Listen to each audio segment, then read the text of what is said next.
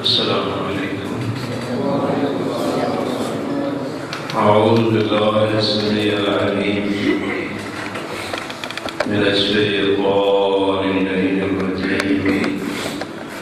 بسم اللہ الرحمن الرحیم. الحمد للہ رب العالمین خالق الخلائق اجمعین. ثم الصلاة والسلام على رسوله الكريم أبي القاسم محمد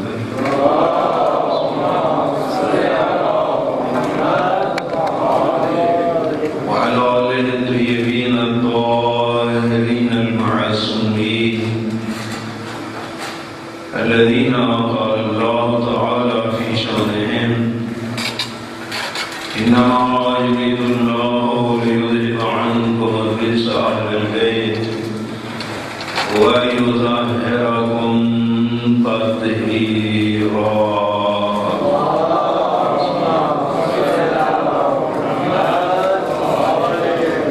ورحمة الله على آبائهم وأصحابهم المنتخبين ولعنة الله على أعدائهم أجمعين.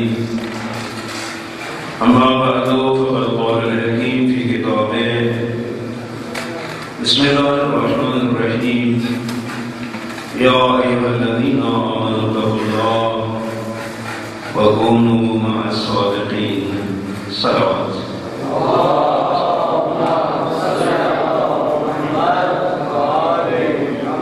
سب سے پہلے تو میں یہ گزارش کروں گا کہ لائق ہزار تحسین ہے مرکز افکار اسلامی کے برادران کہ جنہوں نے بڑی کاوش کر کے تعلیمات سے نہج البلاغہ جو مولوی متقیان کا کلام ہے اس کو رائج کیا کہ کانفرنسیں بلائیں اور نہج البلاغہ پہ گفتگو کرنا مقرر کے لیے لازمی قرار دیا. یہ چیز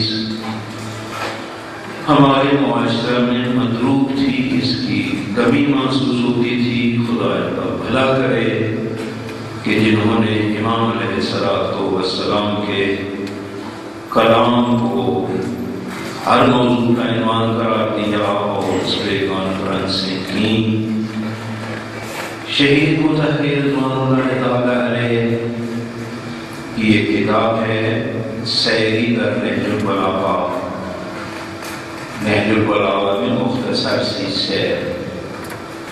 اس کے مقدمہ میں انہوں نے ایک بات تحریر فرمائی ہے کہ اگر انسان حق کی بات کرے تو وہ یہ ہے کہ ہم جو اپنے آپ کو شیعیان علی ابن ابی طالب علیہ السلام سے تعبیر کرتے ہیں، حق کی بات تو یہ ہے کہ ہم نے بھی علی علیہ السلام کو پہچانا نہیں ہے. یہ شہید نے بات لکھی ہے. طلبہ اکرام تشریف فرما ہے، کتاب کے مقدمہ میں پڑھ لینا. اور اس کی وجہ انہوں نے بیان یہی کی کہ کسی شخصیت کے بارے میں پتہ چلتا ہے جب انسان اس شخصیت کے کلام کو پڑھے یا اس کی بات کو سنے، پھر پتہ چلتا ہے کہ متکلم ہے کیا.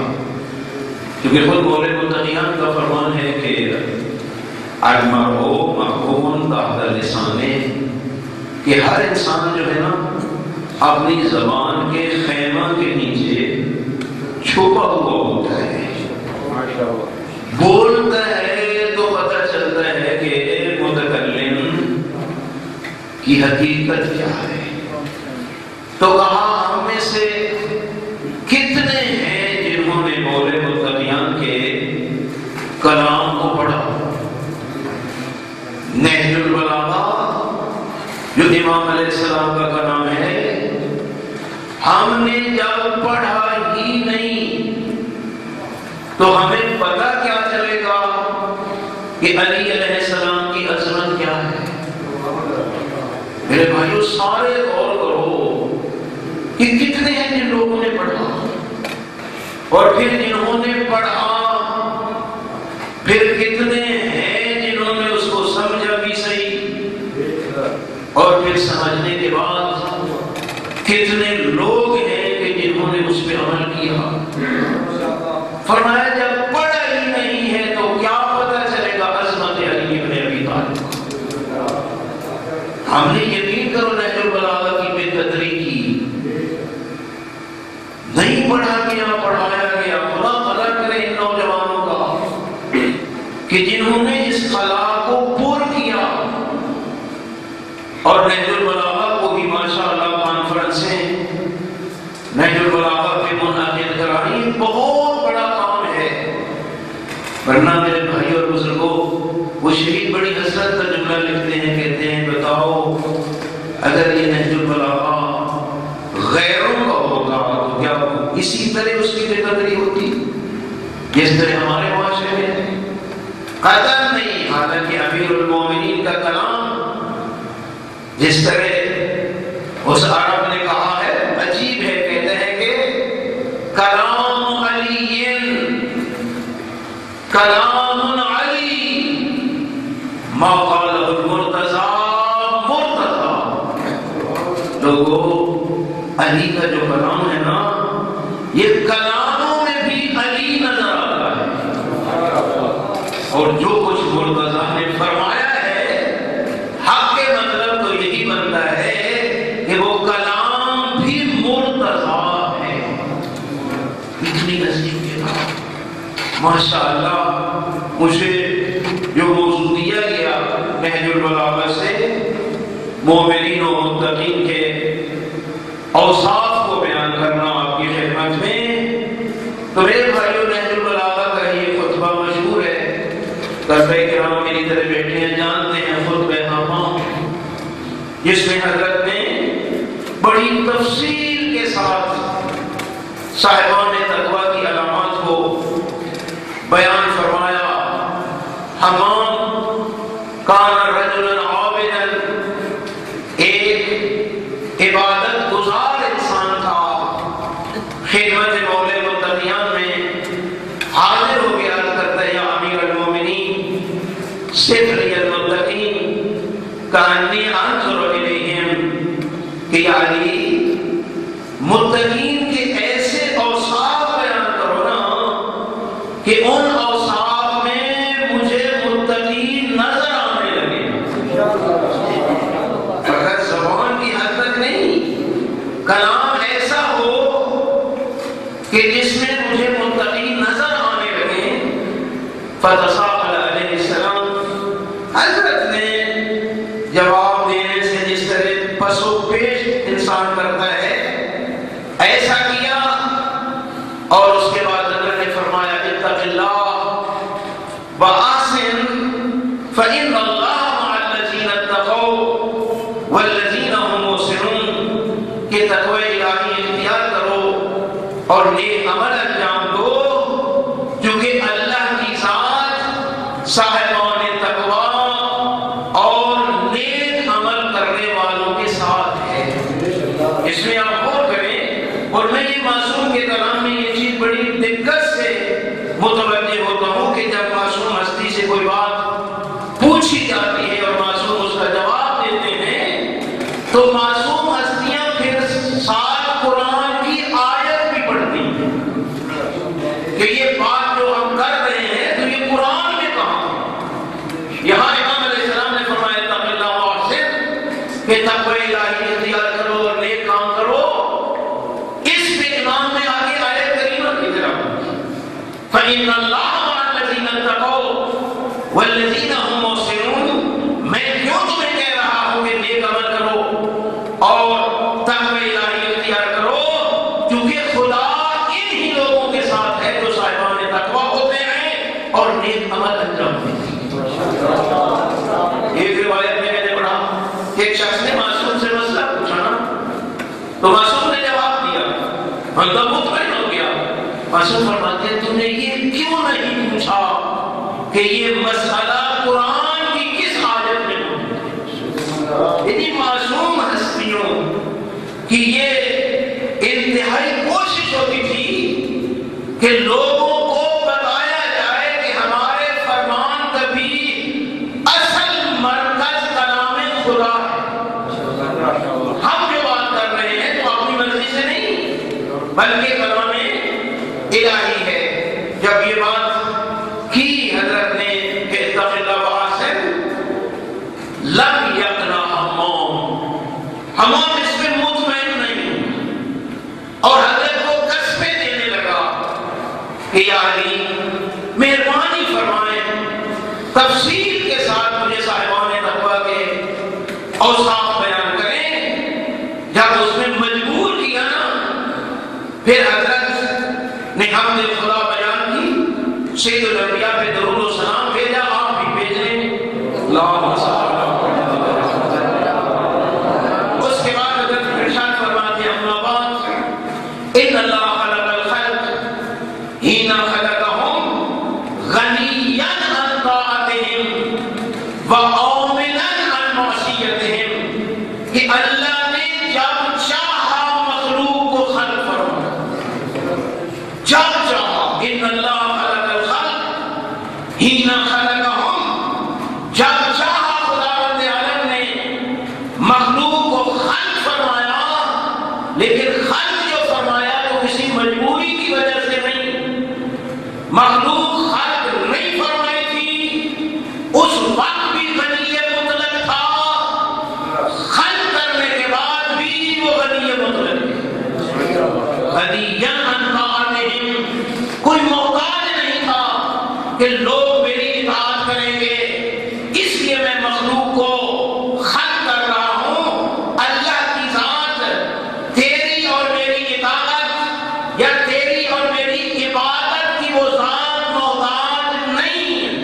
ہم بندہ ہونے کا ثبوت اس کی اطاعت کرنے میں دیتے ہیں.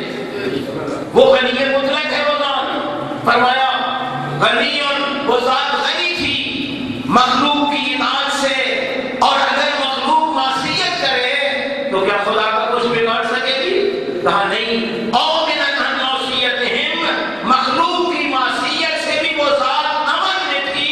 فرمایا کیوں؟ کیونکہ بندے کی اطاعت نہ خالق کو فائدہ دے سکتی ہے اور بندے کی نافرمانی نہ خالق کو کوئی نقصان پہنچا سکتی ہے. علت بھی معصوم نے یہاں پہ بیان فرمائی کہ بندے کی اطاعت لا ينفعه, اس کو کوئی فائدہ نہیں دیتی, بلا يضره معصیت من عصا, جو اللہ کی نافرمانی کرتا ہے وہ نافرمانی خدا کو ذرہ برابر بھی نقصان نہیں پہنچا سکتی. پھر آگے حضرت ارشاد فرماتے ہیں کہ خداوند عالم نے جب مخلوق کو خلق فرمایا فقسم بینہم معیشتہم. حضرت اس جملے پہ غور کرنا میرے بھائی اور بزرگوں کہ خالق نے جب مخلوق کو خلق فرمایا اس وقت ہی مخلوق میں ان کی روزی کو تقسیم کر دیا. توجہ فرمائے, بڑا مسئلہ ہے آج کل کہ مقسم ارزاق ہے امیر المومنین علیہ السلام, مجبور ہے یہ. اولا تو پتہ نہیں, رازق بھی حضرت کو ہی مانا جاتا ہے, لیکن کم از کم رزق کا تقسیم کرنے والا تو ضرور ہی مانتے ہیں. لیکن علی علیہ السلام رزق کو تقسیم کرتے ہیں. خود امیر المومنین فرماتے ہیں اللہ کی ذات جب مخلوق کو خلق فرماتی ہے تو اس کی روزی اس کے حصے کی تقسیم کر دیتی ہے. یعنی اصلاً کوئی بات میں مورد ہی نہیں رہتا کہ ہم مقسم ارزاق کو تلاش کریں کہ رزق تقسیم کرنے والا کون ہے. جس کو لوگ مقسم رزق سمجھتے ہیں وہ علی علیہ السلام فرماتے ہیں تقسیم کرنے والا علی ابن ابی طالب نہیں, تقسیم رزق کرنے والا علی عظیم ہے. وہ ذات ذوالجلال ہے. اور اتنا ہم نے سید الانبیاء سے سنا ہے کہ خداوند عالم کی ذات جو مخلوق کو رزق دیتی ہے تو ان کے صدقے سے دیتی ہے. خداوند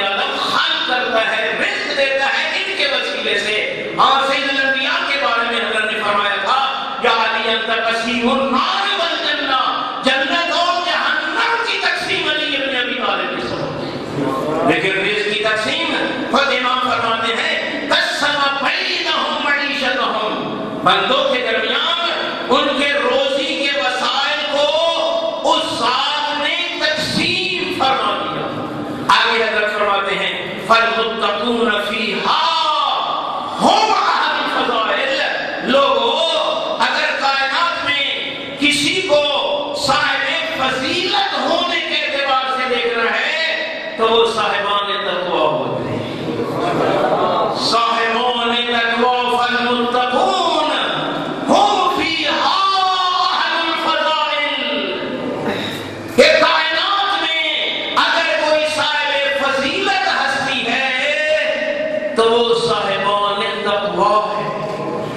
آپ دیکھ لیں میرے بھائیوں، خدا کا یہ دستور ہے کہ جو جتنا متقی ہوتا ہے خدا بند عالم اس کے مقام کو اتنا زیادہ بلند کرتا ہے۔ اپنے ارد گرد کے لوگوں کو دیکھ لیں، جو جتنا نیک ہوگا اس کا اتنا ہی مقام بلند ہوگا۔ ایک اور خطبے میں حضرت نے ارشاد فرمایا اعلموا ان المتقین ذهبوا بعاجل الدنیا وعاجل الآخرہ۔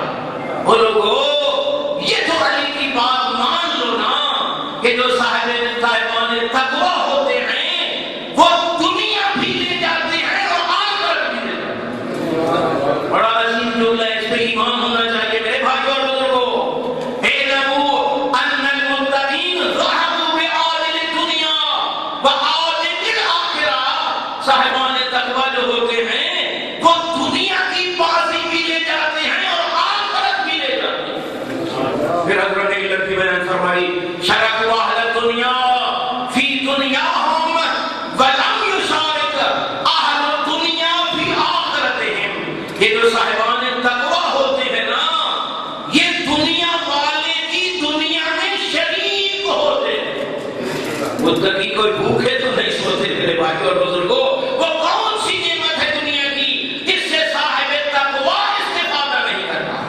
فرمایا جو متقی اور پرہیزگار لوگ ہوتے ہیں وہ دنیا والے کی دنیا میں شریک ہوتے ہیں، لیکن دنیا والا متقی کی آخرت میں شریک نہیں ہوتا، کیونکہ متقی تو جائے گا نا جنت میں۔ ازلفت الجنت للمتقین، کہ صاحبان تقویٰ کے لیے خدا بند عالم نے جنت کو سجا کے رکھا ہے، لیکن جو غیر متقی ہے وہ کہاں جائے گا؟ ظاہر متقی کی آخرت میں یہ شریک نہیں ہوتا۔ پھر حضرت نے تفصیل کے ساتھ بیان فرمایا اکلوا بافضل ما اکلت، صاحبان تقویٰ نے افضل کھایا، یہ نہیں بھوکے مر گئے بلکہ افضل کھایا۔ میرے بھائیوں جو لقمہ حلال ہوتا ہے، چاہے خشک روٹی کا ٹکڑا ہی کیوں نہ ہو، حرام کے چرخوں سے کہیں زیادہ افضل ہوتا ہے۔ بلکہ اگر آپ غور کریں تو یہ نسبت بھی درست نہیں ہے، ہم یہ کہیں کہ حلال جو ہے وہ حرام سے افضل ہوتا ہے۔ نہیں میرے بھائیوں اور بزرگوں، حلال حرام تو ضدیں ہوتی ہیں۔ حلال افضل ہوتا ہے، افضل کھا گیا صاحب ایمان، چاہے خشک روٹی کے ٹکڑے ہی کیوں نہیں، اور افضل پہن گیا صاحب ایمان، افضل پہن گیا۔ کوئی ریشم پہنتا ہے، کوئی سونے پہنتا ہے، مرد ہوتے ہوئے، لیکن جو امام المتقین کو اپنا امام مانتا ہے وہ ریشم کو بھی دور پھینک دیتا ہے، سونے کو بھی دور پھینک دیتا ہے، سادہ فطر کا لباس اور چاندی کی انگوٹھی زیب تن کر کے کہتا ہے ایسے ہوتے ہیں علی کے نوکر، افضل پہن جاتا ہے صاحب تقویٰ۔ حضرت و عجیب جملہ ہے، فرمایا اصحابو لذت زہد الدنیا فی دنیاہم، یہ جو صاحب تقویٰ انسان ہوتا ہے اس کو دنیا میں بھی ایک ایسی لذت نصیب ہوتی ہے جو دنیا دار کو نصیب نہیں۔ اور فرمائیں اصحابو لذت زہد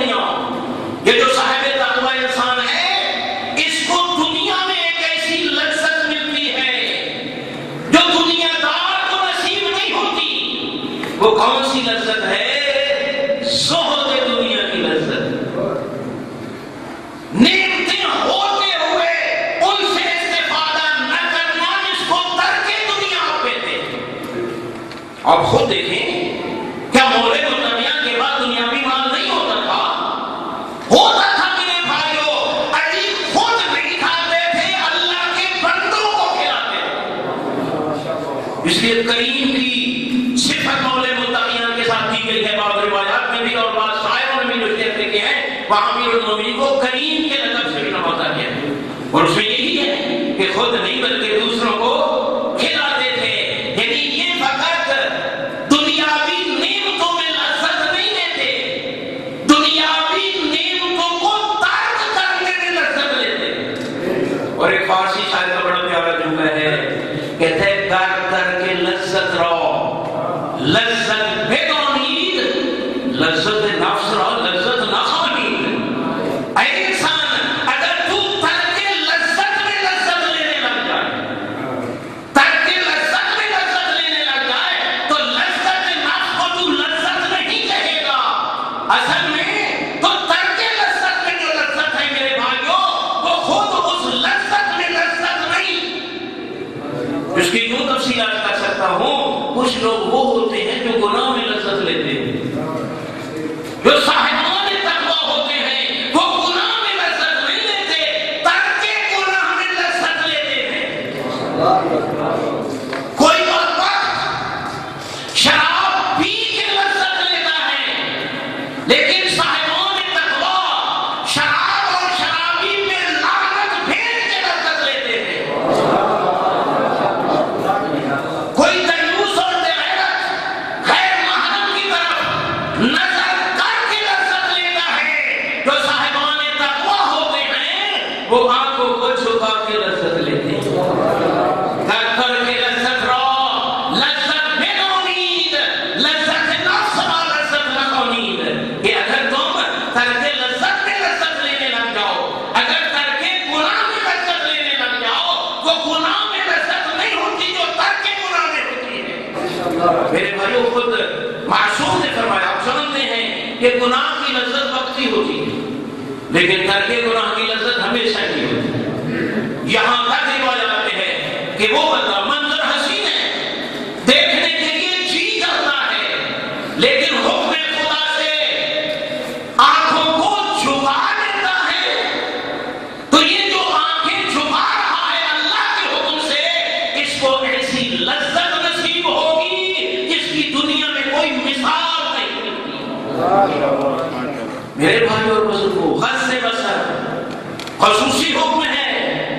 اس خطبے میں بھی آگے جا کے حضرت کے جملات ملتے ہیں کہ صاحبان تقویٰ وہ ہوتے ہیں کہ جو چیز حرام ہوتی ہے اس سے اپنی آنکھوں کو چھپا لیتے ہیں۔ یہ صاحبان تقویٰ کی علامت ہے۔ میں ایک کتاب میں پڑھ رہا تھا، بڑا عجیب واقعہ ہے، آپ کی خدمت میں عرض کرتا ہوں، سماعت پڑھے گا نا۔